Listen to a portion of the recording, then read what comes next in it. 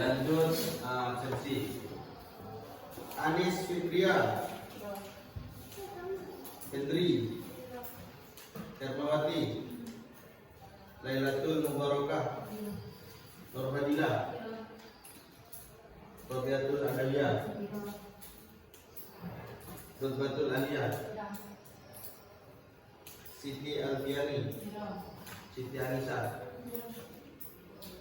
Sri Ainun Nabila, Ikam, Ainun Rizki, Aldi, Bayaki, Komaizi, Aizar, Hamdani, Idin,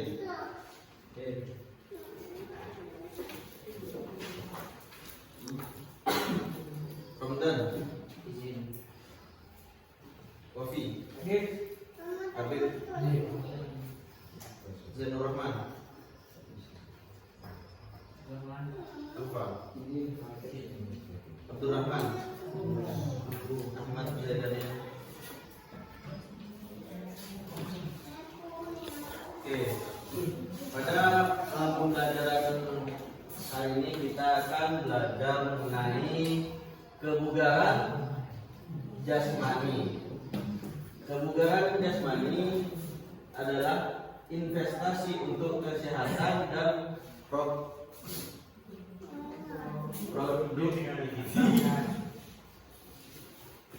Oke, kurang jelas ya? Kebugaran jasmani adalah investasi penting. Investasi ini berdampak pada kesehatan dan produktivitas. Mari kita pelajari dengan cara meningkatkan kebugaran jasmani. Jadi intinya kebugaran jasmani apabila kita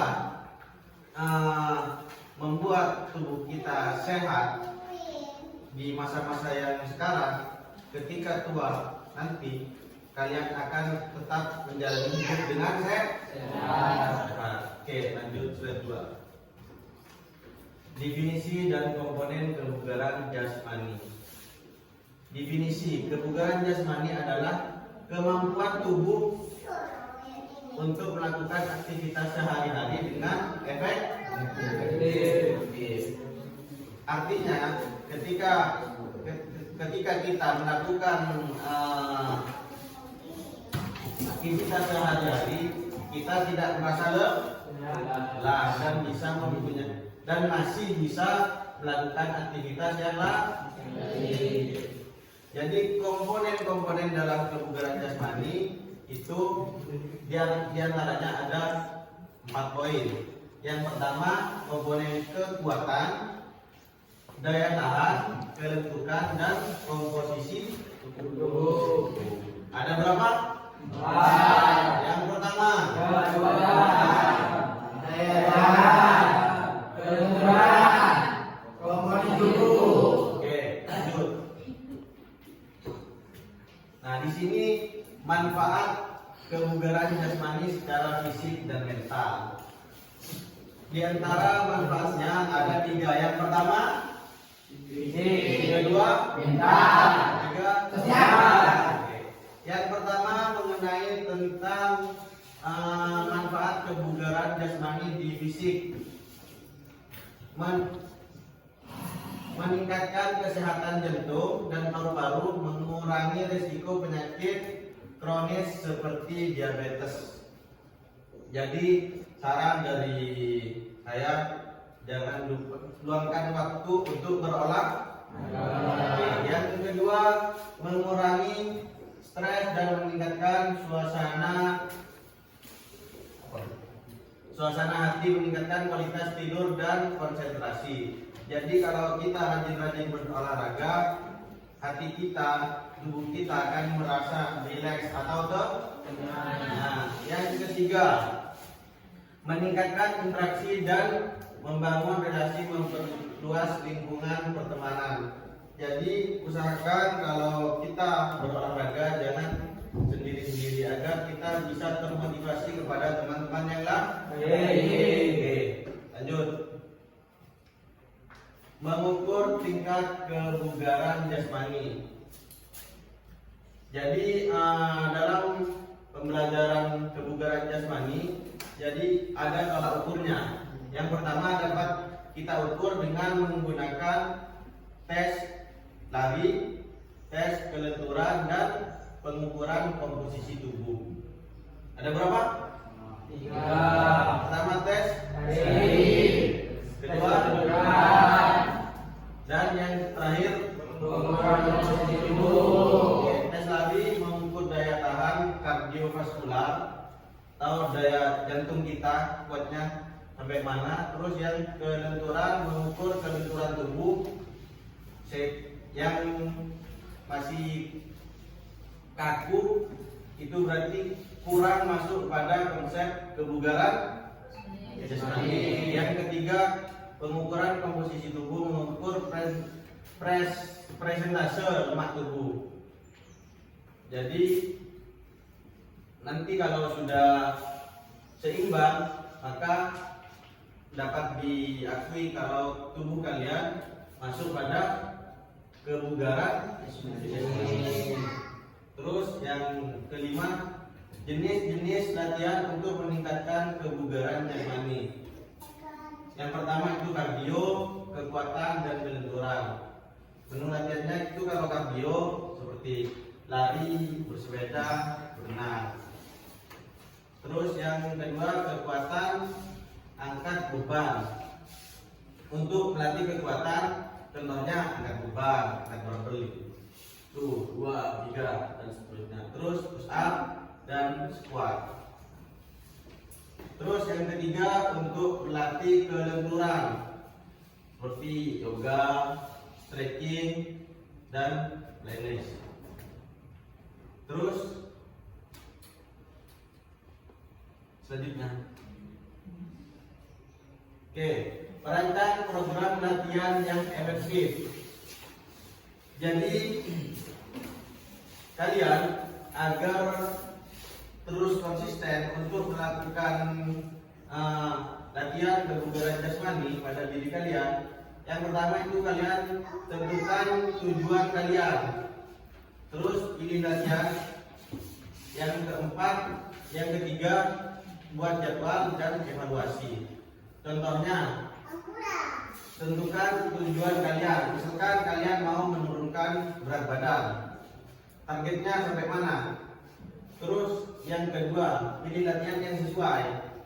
Kalau mau menurunkan misalkan berat badan, jangan kalian latihan push up, pakun, nanti nggak turun-turun. Terus yang ketiga, buat jadwal supaya kalian konsisten. Misalkan latihan hari ini, besok sudah hilang, besoknya sudah hilang, latihan lagi. Terus yang keempat, evaluasi. Nah, evaluasi ini kalian berkaca, maksudnya berhasil tidak apa yang sudah dilakukan, misalkan selama 1 bulan, targetnya sudah menurun atau tidak. Oke, selanjutnya. Nah, yang ketujuh, nutrisi penting untuk mendukung kebugaran jasmani. Yang pertama itu protein, yang kedua karbohidrat, dan yang ketiga lemak sehat.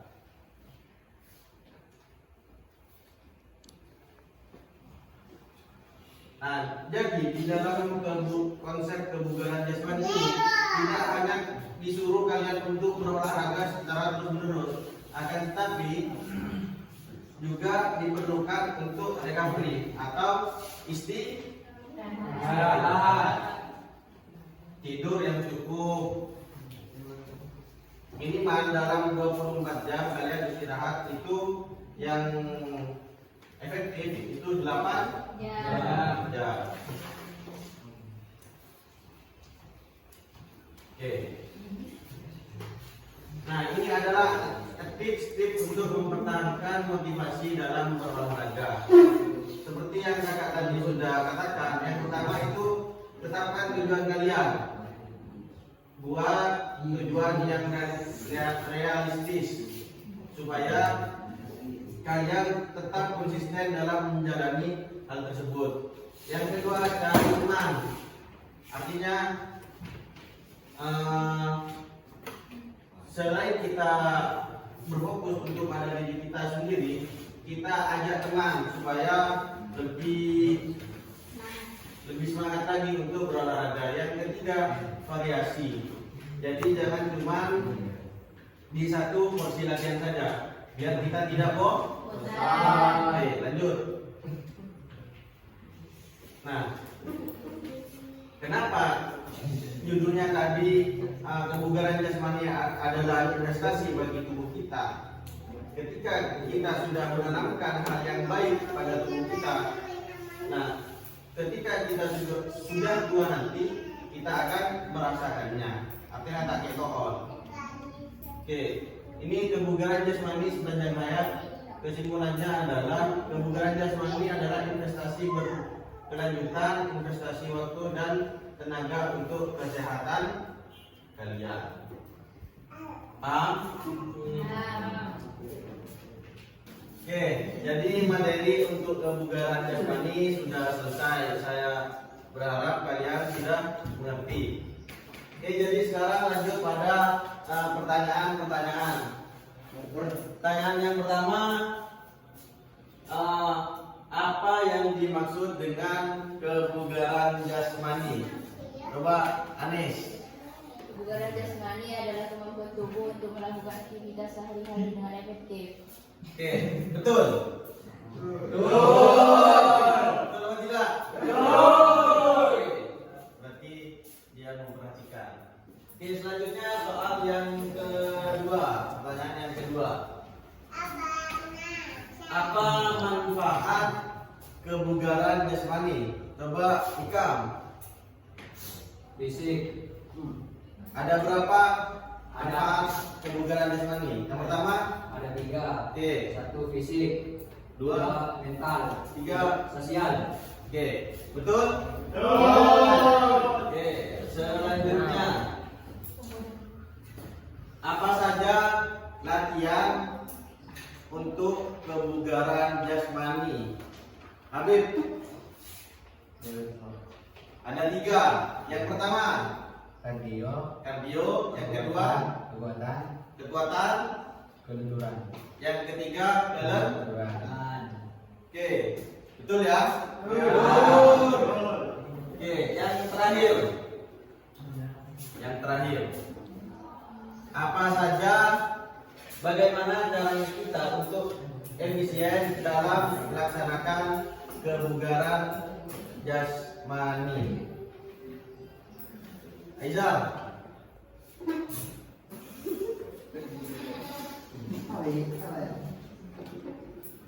Tidak tahu. Ada yang ingat? Yang 4 poin tadi?